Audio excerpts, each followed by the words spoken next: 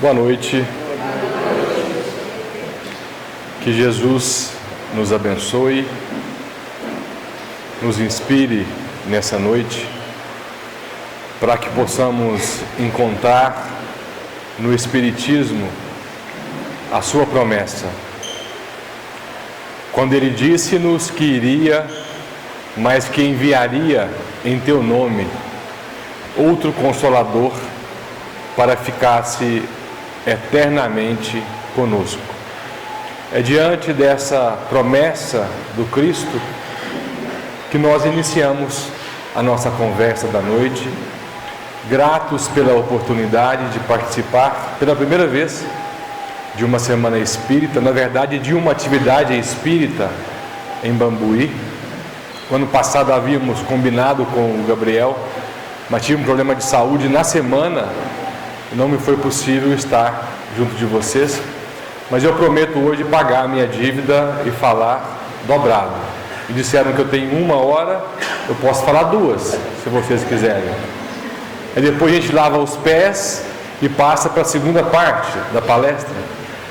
Uma vez eu estive em Tobati, conhece Tobati? No distrito de Ibiá. Tem uma casa espírita que fica à margem da linha férrea.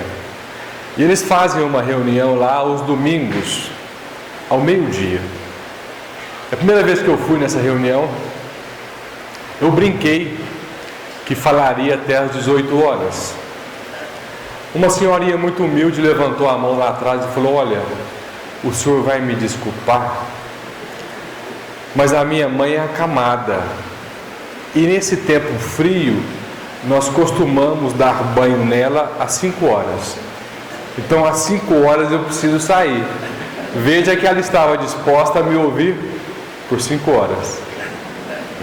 É claro que é uma brincadeira. O tema que nos traz aqui hoje foi proferido por Jesus na última ceia, que está lá no capítulo 13 do Evangelho de João. Jesus reúne os discípulos a fim de realizar com eles um jantar de despedida. Aliás, o mundo, as grandes decisões sempre aconteceram e ainda hoje acontecem em torno das refeições. Porque é ali que nós de fato nos reunimos, nos entrelaçamos. É ali que nós denotamos a intimidade, a ponto de Jesus dizer na última ceia que um daqueles que colocavam a mão no prato com ele seria aquele que haveria de trair. Interessante isso, não é? Aquele que coloca a mão no prato comigo é o que haverá de me trair. Por quê? Porque a traição, ela vem daquele que é próximo, daquele que é íntimo.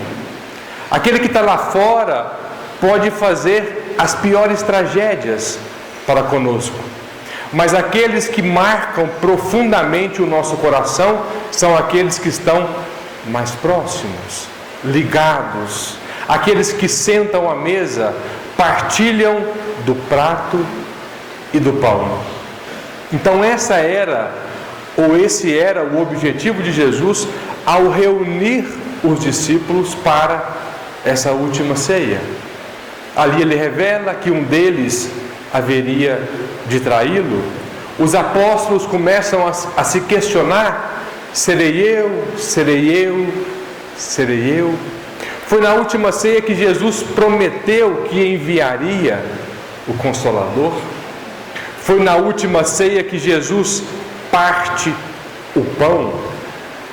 E aqui um detalhe interessante, porque mais tarde, no capítulo 20 do mesmo Evangelho, depois da crucifixão, 2 dos discípulos caminhavam em direção a Emaús, que era uma cidadezinha, e eles andavam pesarosos, saudosos, vivendo o luto da morte de Jesus, conversando entre si, quando em um momento junta-se a eles um homem, e o homem começa a perguntá-los por que eles estavam saudosos, chorosos. Eles então interpelam esse homem: por acaso não ouviste dizer sobre o Nazareno, aquele que curava, que realizava maravilhas, que foi crucificado, que foi morto por amar? Então esse homem começa a explicar para esses dois sobre as revelações trazidas pelos discípulos. Eles andam um pouco mais, chega em Emaús. Aqueles dois discípulos ficam magnetizados com a fala daquele andarilho, a ponto de convidá-lo para pernoitar com eles nesta cidade, nessa vila. E ele então aceita o convite. Eles sentam à mesa. O homem pega o pão, parte o pão e entrega um pedaço para cada um. Nesse momento da partilha do pão, eles reconhecem nele Jesus, porque Jesus jamais comia sem servir o outro. Ele servia a todos para depois servir-se. Foi por isso mesmo que ele disse que o Filho do Homem veio para servir e não para ser servido. Então, na última ceia, Jesus parte o pão e entrega pacientemente a cada um dos 12 que ali estava. Foi na última ceia também que Jesus lava os pés dos discípulos, um a um, como a demonstrar-lhe que o mais importante de um homem são os pés, porque é os pés que nos colocam de pé, em posição.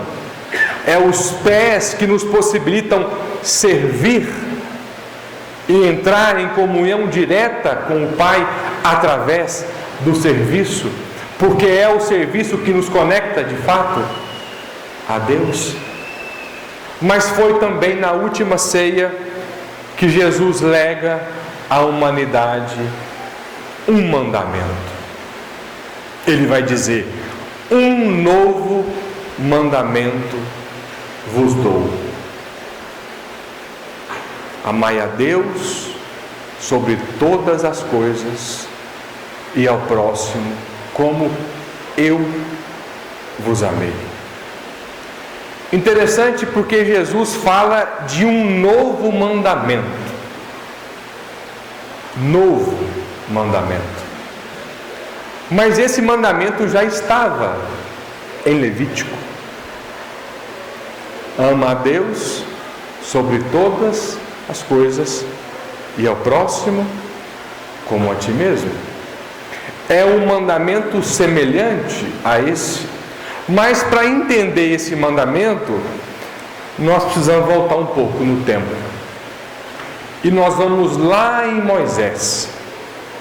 Se nós olharmos para a história das religiões, nós temos 3 momentos marcantes na história da humanidade. Quando Deus oferece à humanidade 3 revelações. A primeira delas trazida por Moisés, um príncipe criado pelo faraó. Moisés teve a incumbência de trazer à humanidade a primeira grande revelação. E uma grande revelação, ela tem que ter uma característica muito singular. Ela tem que ser simples. Porque se ela não é simples, ela não atinge a multidão. Guarde isso. Toda grande revelação tem que ser simples. Toda grande revelação tem que ser simples. E por que eu destaco grande? Porque há revelações pequenas, trazidas por Buda, por exemplo, para um grupo menor de pessoas, trazida por Krishna, por exemplo, para um grupo menor de pessoas, mas uma revelação para atingir grande massa, muitas pessoas, ela tem que ser simples, porque senão a humanidade não entende, senão a mensagem não produz efeito. Isso quer dizer que a revelação de Moisés só atingiu a grande massa porque ela era simples. Porque ela é simples. Qual foi a primeira revelação trazida por Moisés? Um de cada vez? Um de cada vez. Decálogo. O decálogo são os 10 mandamentos que estão na lei mosaica. Aliás, na época de Moisés, não havia uma distinção de leis civis, religiosa e política. Havia um corpo de lei. Eram 613 leis que ordenavam sobre tudo. Sobre tudo.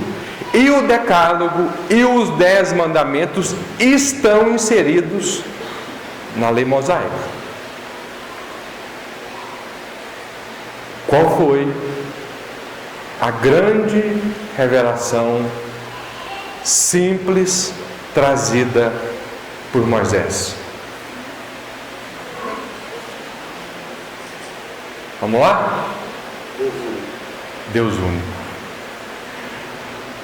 Moisés traz a ideia de um único Deus. Aí muitos podem perguntar: mas e as leis que ele trazia? E a legislação que ele trazia? Moisés veio também para instituir uma ordem social, porque naquela época havia um caos instituído na sociedade. Se o João da tribo vizinha fosse na tribo do José, por exemplo, e roubasse uma cabra, a família do José vinha até a família do João, matava todo mundo, roubava todas as criações, ateava um fogo na propriedade. Então era uma lei extremamente desproporcional. A lei não tinha uma proporcionalidade. Um dos papéis de Moisés foi instituir uma lei que fosse minimamente justa. E por pior que pareça, a lei de Talião, de olho por olho, dente por dente, foi um dos grandes avanços oferecidos por Moisés naquele momento. Porque ele falou: olha, se o João for na propriedade do José e roubar uma cabra, o José tem direito de ir na casa do João e pegar igualmente uma cabra. Vamos fazer uma justiça minimamente justa, por pior que pareça. Mas o grande papel de Moisés não foi esse. O grande papel de Moisés foi revelar para a humanidade a ideia de um único Deus. Só há um Deus. Não há nada mais simples do que isso. E isso resolveu muitos problemas naquele momento. Sabe por quê? Porque as pessoas, os grupos, as tribos se matavam para provar qual Deus era mais forte. Então, em existindo apenas um Deus, nós não vamos brigar mais por causa de Deus. Nós podemos brigar em nome dele, mas não por ele, porque é um só. Só há um Deus. Então o meu Deus é o seu Deus. O Deus da minha tribo é o mesmo Deus da sua tribo.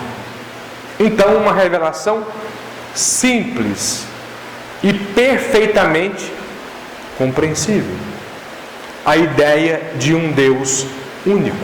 Surge então o monoteísmo, porque até então a ideia que havia era a do politeísmo, dos vários e vários deuses. Então só há um Deus. A humanidade avança.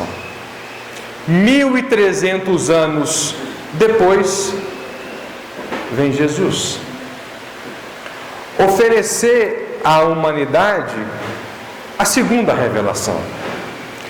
Mas antes de entrar na segunda revelação trazida por Jesus, e vão pensando aqui qual foi a revelação que Jesus trouxe, eu queria lembrar a figura de Hilel. Hilel foi avô de Gamaliel, o mestre de Paulo de Tarso no Sinédrio. Hilel foi uma grande autoridade do judaísmo naquela época, muito respeitado por todos os religiosos, por toda a sociedade. Um dia Hilel pensou assim, olhando para a lei mosaica, ele pensou assim, nó, porque ele era mineiro, ele pensou assim, nó, nu, é muita lei, é lei demais, 613 leis, é muita coisa, vamos enxugar essas leis.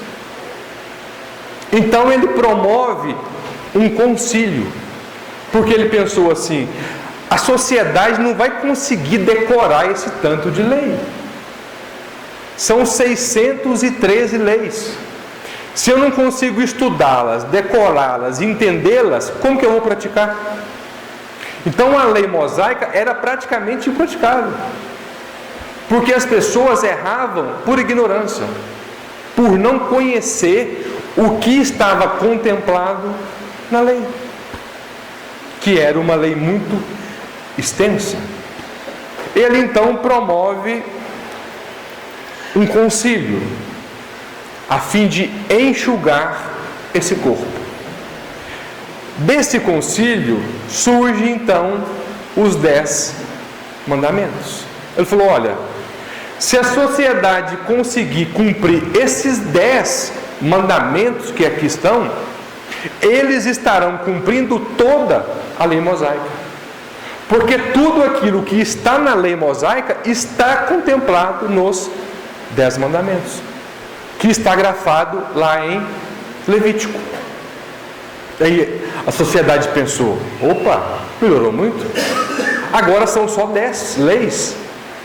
Antes eu tinha que estudar, decorar, decodificar e tentar colocar em prática 613. Agora são só 10. Ele pensou assim, mais fácil, fichinha agora, todo mundo vai conseguir entender e praticar os 10 mandamentos. Nós que aqui estamos, entendemos e todos nós praticamos, não é mesmo? Os 10. Não é isso? Ou não? Não?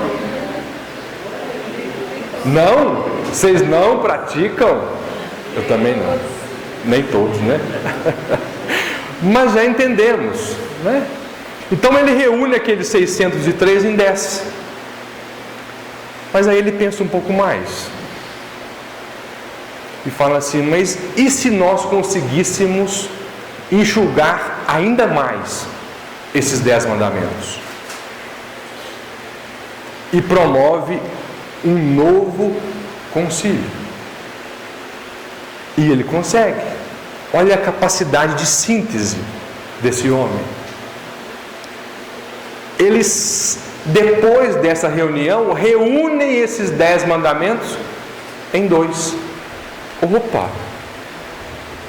Antes eram 613, agora são 2.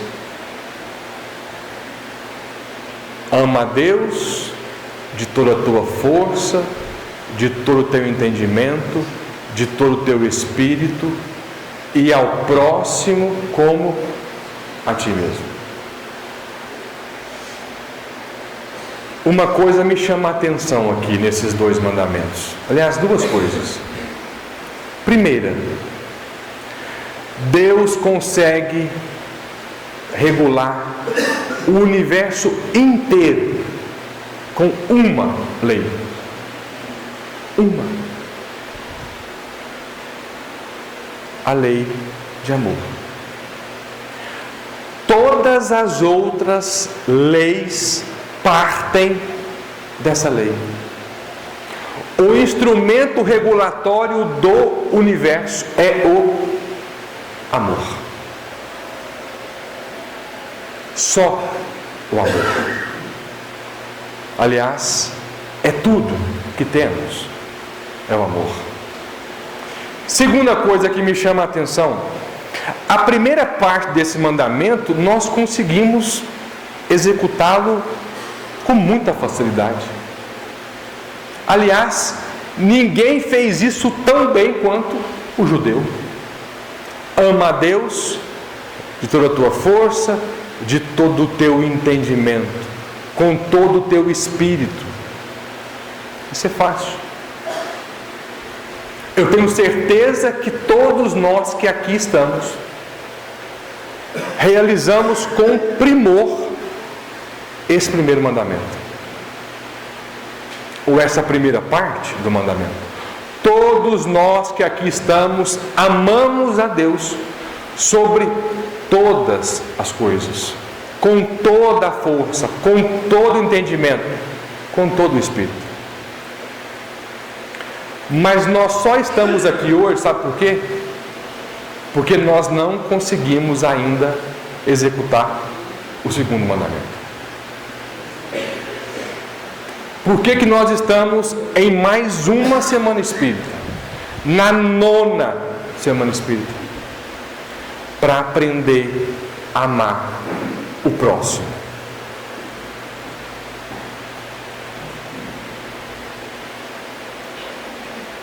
Ainda que esse próximo seja a sogra.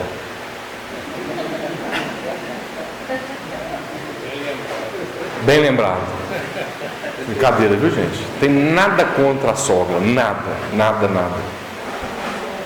Aliás, quando eu casei, agradeço a ela, devo muito a ela. Quando eu casei, nós fizemos uma suíte no fundo, pensando justamente nela. Mandei fazer uma cama enorme, redonda, porque lá em Ibiá as cobras dormem enroladas.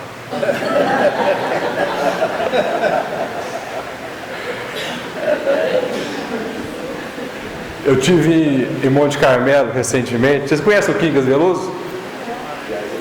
A família Veloso. Ele vai vir? Ele veio. Então por isso que eu estou vindo depois dele, para corrigir a fala dele. Porque já está velho, está rateando. Só que não morre também não morre. Chegou no cerne, porque lá é duro de desencarnar. Eu estive lá em Monte Carmelo o ano passado e eu brinquei com a sogra. Aí o irmão dele no final, eu não lembro o nome dele, porque são muitos, é um punhado. Ele chegou para mim no final e falou assim: muito boa a sua fala. Aí ele chegou o mineiro, né? Comendo beiradinha, né? Foi muito boa a sua fala e tal. Eu convivi muitos anos com o Chico. Eu falei: é coisa boa. Eu também conheci o Chico. Em 97 eu morava em Uberaba, tinha 12 anos na época. Agora façam as contas. E em 97 o Chico voltou a atender as pessoas. Então todo sábado à noite eu e meu irmão ia para a porta da casa dele depois da reunião no grupo da prece. Tinha muitas caravanas e o filho dele, o Eurípides Higino, ficava na porta coordenando a entrada das pessoas. E todas as vezes que o Chico estava atendendo e que eu fui lá, o Eurípides me convidou para entrar. Acho que ele foi com a minha cara. Várias vezes eu tive o privilégio de conhecer o Chico, de conversar com ele, de beijar as mãos fininhas dele. E aí o irmão do Quincas falando sobre o Chico, né? Convivi muito com o Chico era tão cuidadoso com as palavras. Eu falei, eu já até parei, né? Eu falei, já sei, né? Vai puxar minha orelha, né?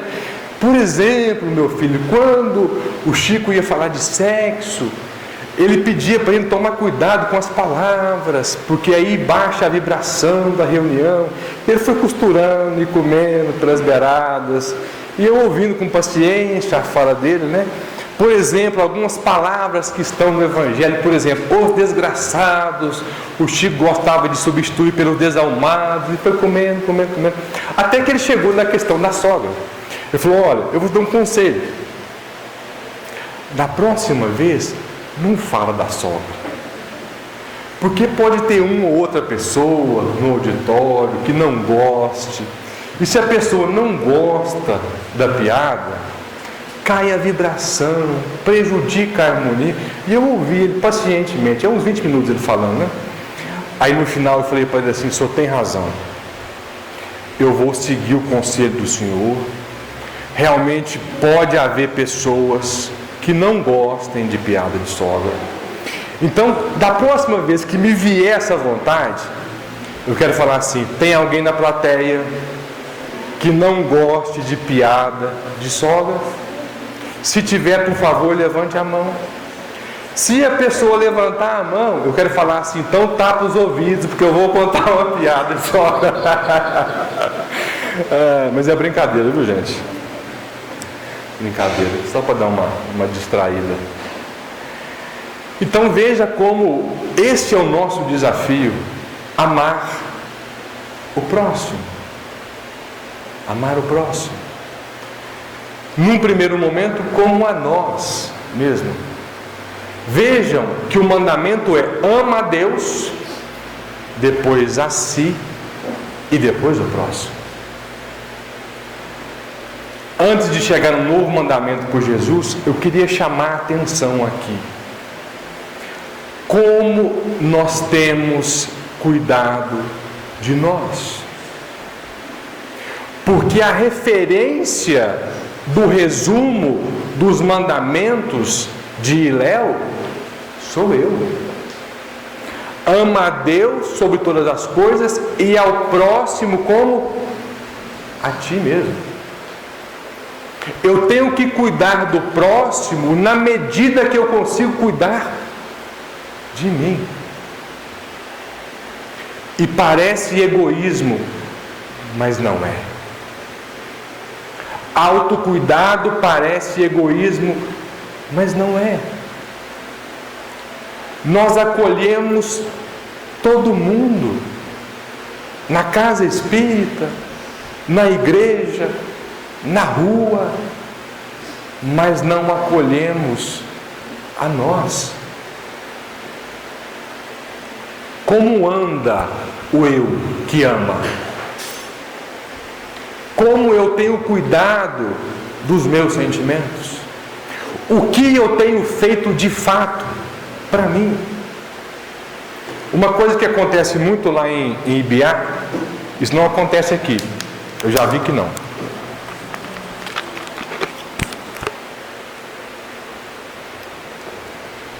É nós nos ocuparmos muito com a vida do outro.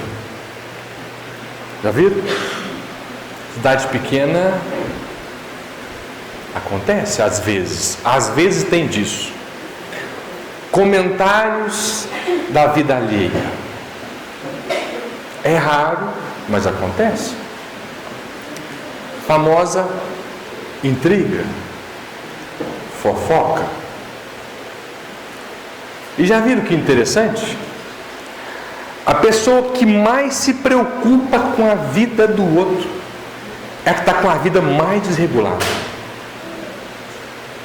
Eu não conheço uma pessoa, que é bem sucedida, que se ocupe com a vida do outro. Aquela pessoa que insiste em vigiar a vida do outro, na verdade, ela está com uma placa na testa, dizendo assim: socorro, help, me ajude, pelo amor de Deus. ela está com tanto conflito íntimo, tanto conflito, que ela precisa sair de si de forma desarvorada para se ocupar da vida do outro, gastar energia com a vida do outro, se distrair com a vida do outro.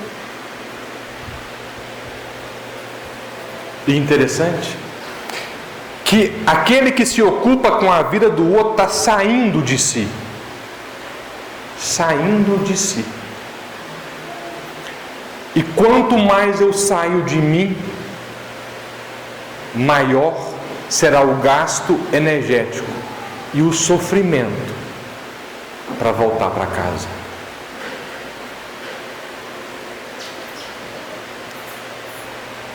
Às vezes eu saio tanto de mim, que eu me perco. Mas Jesus disse que nenhuma de suas ovelhas se perderia. Como que uma ovelha volta para casa? Como que o cão traz a ovelha de volta para casa? Porque se estamos falando de amor, de me amar, de me olhar, eu estou falando da minha casa. Como que o cão traz a ovelha para casa? Quem falou? Mordendo. O cão morde a ovelha e arrasta ela de volta para casa. Por que ela vem arrastada? Porque ela não tem força mais de voltar por si mesma. Ela gastou toda a sua energia indo, a ponto de conseguir voltar para casa só arrastada. E quando ela chega em casa, sabe o que o pastor faz com ela? A coloca entre o pescoço, para que ela possa sentir o cheiro de casa. Alguém que se ama profundamente não se perde na vida do outro. Alguém que se ama, que se cuida, anda cada vez mais para dentro de si, porque o caminho é para dentro, não é para fora. Ou então, nós podemos voltar para casa usando uma outra parábola, quando nós estivermos no chiqueiro, comendo com os porcos, as alfarrobas, que era um grão amargo daquela época, como nos lembra a parábola do filho pródigo, que saiu, gastou tudo que tinha, e quando se deu conta, estava dentro de um chiqueiro comendo com os porcos. E aí ele cai em si, caindo em si, ele lembra que tem um pai, ele lembra que tinha casa e decide voltar para casa. Mas o convite que o Espiritismo faz para nós, através de Hilel, é: ame a si a ponto de não se perder de fora. Ame a si a tal ponto de não se distrair com as distrações do mundo.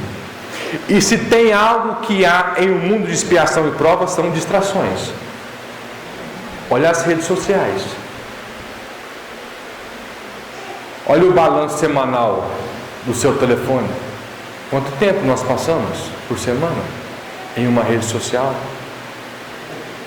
Existem pessoas nesse momento depressivas pelas redes sociais, ansiosas pelas redes sociais, pelo consumismo, pela disputa desenfreada do materialismo, pelo desejo de ter, da posse, do desejo. Toda luta contra o materialismo é uma luta vã. Nós nunca ganharemos uma disputa no campo do materialismo. Eu posso ter o melhor carro, sempre haverá alguém que terá um carro melhor que o meu. Eu posso ter a melhor casa, sempre haverá uma pessoa que tem uma casa melhor que a minha. Mas uma disputa no campo do amor, não, porque ninguém é capaz de amar ao próximo e a si mesmo como eu amo, porque o meu amor é único, é singular, não há comparação.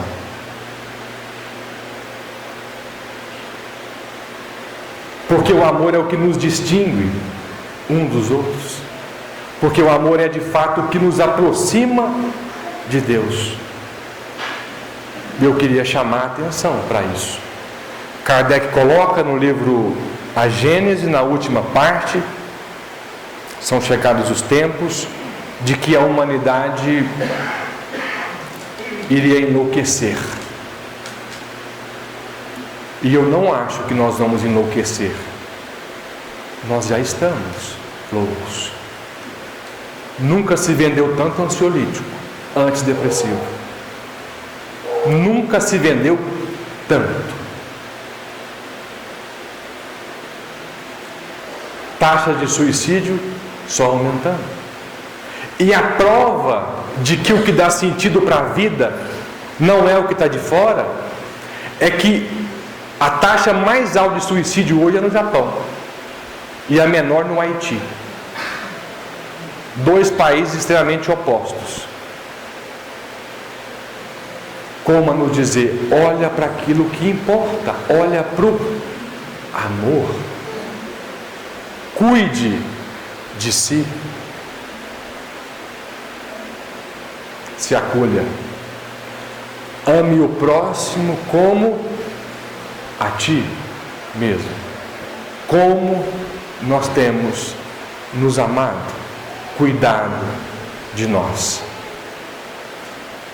Esse foi o resumo de Hillel. Ama a Deus sobre todas as coisas, de todo o teu entendimento, de toda a tua força, e ao próximo como a ti mesmo. Mas depois de Hillel vem Jesus. Jesus reúne com os discípulos na última ceia e diz a eles: ame a Deus sobre todas as coisas, toda a tua força, de todo o teu entendimento, e ao próximo como eu vos amei. O desafio proposto por Jesus não é amar o outro como eu me amo, é amar o próximo como Jesus nos amou. O sarrafo ficou um pouco mais em cima. Mas antes de entrar nesse mandamento, qual foi a revelação que Jesus trouxe? Nós lembramos primeiro de Moisés, que foi a revelação de um Deus único. Lembrando que toda revelação, toda grande revelação tem que ser simples, porque todos têm que compreendê-la. Qual foi a revelação trazida por Jesus?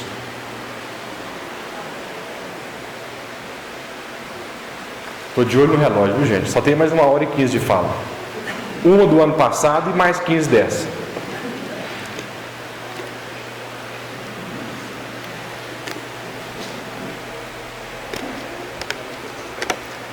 Qual foi a grande revelação trazida por Jesus?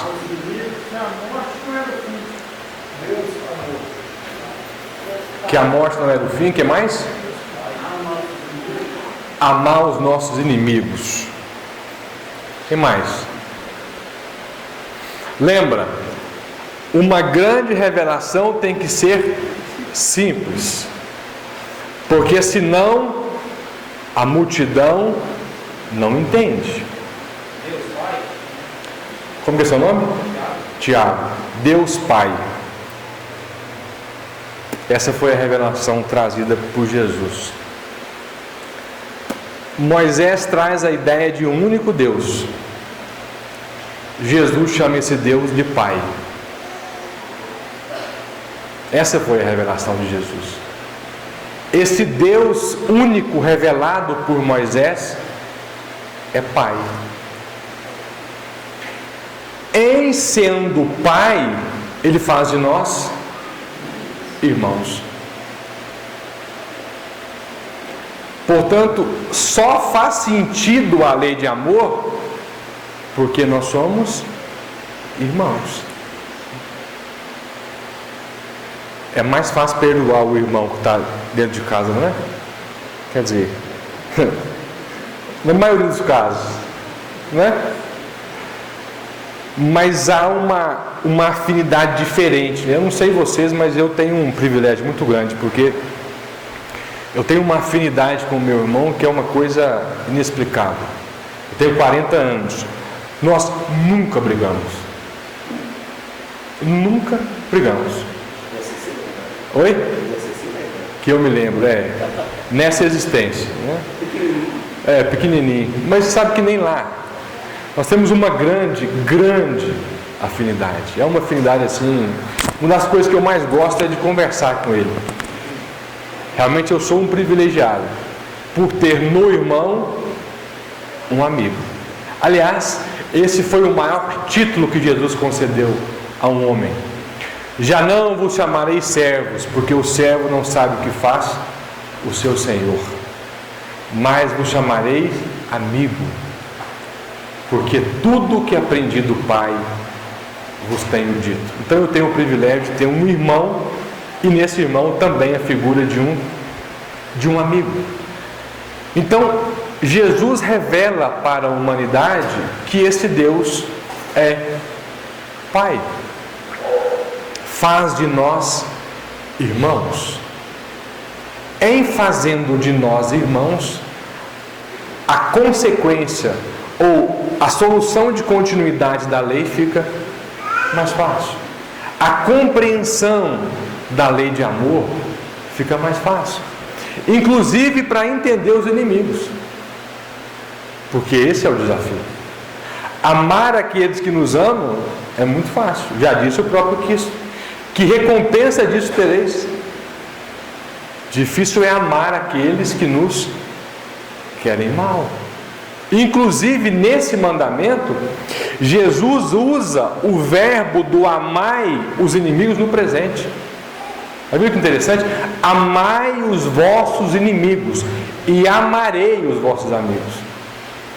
Por que ele manda eu amar hoje o inimigo e amar amanhã o amigo? Porque o inimigo de hoje é o amigo de ontem. E eu estou aqui para reparar ou para resgatar essa amizade, essa relação que em algum momento foi perdido. Então a lei de amor só faz sentido para nós porque nós somos irmãos. Em sendo irmão, o desafio fica um pouco mais fácil. Não quer dizer que seja fácil, um pouco mais fácil, porque conviver, gente, não é fácil. E talvez o grande desafio dessa lei seja a convivência. O grande desafio de amar uns aos outros como Jesus nos amou está na convivência. Como é difícil conviver. Conviver, viver juntos. Está vendo como é difícil? A pessoa fala assim: mas não é possível que hoje, segunda-feira, eu vou ter que ir no centro de novo para encontrar com aquele fulano. Aí eu lembro só Honório de Abreu. Vocês conheceram o Honório de Abreu? O Honório de Abreu foi presidente da União Espírita Mineira. Foi ele quem criou o estudo humildim do Evangelho. Ele esteve em Ibiá em 98, por ocasião da Cometrim.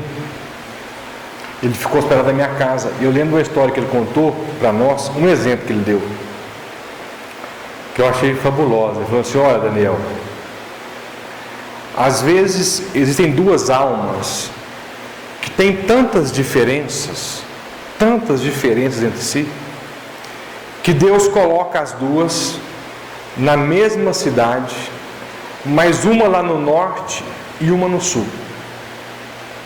Porque se Deus colocasse esses dois espíritos na mesma casa e eles tivessem que conviver todos os dias, eles se matariam.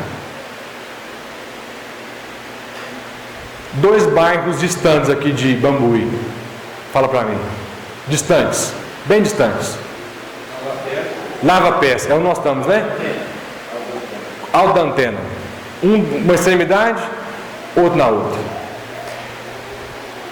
A misericórdia de Deus coloca o João morando no Lava Pés e o José no Alto da Antena, é isso? No Alto da Antena. Por quê? Porque eles não podem morar no mesmo bairro, eles não podem se ver todos os dias, porque se eles se encontrarem todos os dias, eles se comprometem mais, se endividam mais. Então Deus coloca os dois morando em Bambuí, um no Lava Pés, o outro no Alto da Antena, e os dois nascem num lar espírita.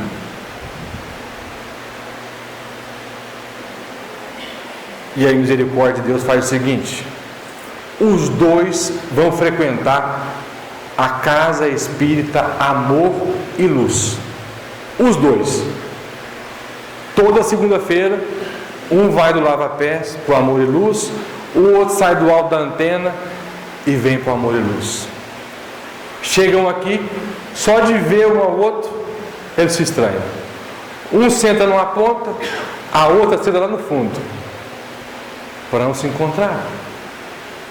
É a misericórdia de Deus, oferecendo a eles a oportunidade de conviverem 1 hora por semana, 4 horas no mês, 48 horas por ano, só para que aprendam ou reaprendam a amar um ao outro como Jesus nos amou. Então, ao avistar alguém na casa espírita, que porventura desperte no seu coração antipatia, ciúme, inveja, melindre, agradeça. Obrigado, Deus, pela oportunidade que o Senhor me oferece de nos colocar juntos, só uma vez por semana, para que o meu amor seja provado, para que o meu amor seja testado, porque o desafio da minha vida é amar ao próximo como Jesus nos amou e tem amado até hoje.